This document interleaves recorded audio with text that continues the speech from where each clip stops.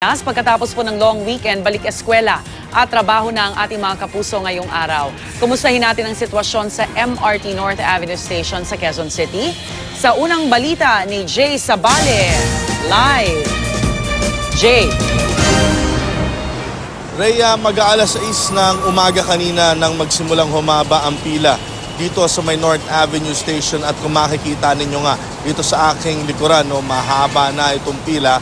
Pero tuloy-tuloy pa rin ang pagdating ng mga pasahero na sasakay pa rin ng MRT. Samantala, sa lagay naman ng trapiko ay maganda-ganda naman at maayos-ayos naman kahit papaano itong daloy ng trapiko. Dahil nga, andito pa rin yung mga MMDA enforcers na namumuno dito sa mga sasakyan kung saan sila dapat magbaba at magsakay ng mga pasahero naman dito rin sa mga sasakay na pasahero dito sa MRT North Avenue Station. At yan muna ang pinakahuling balita mula dito sa MRT North Avenue Station. Balik sa Rhea.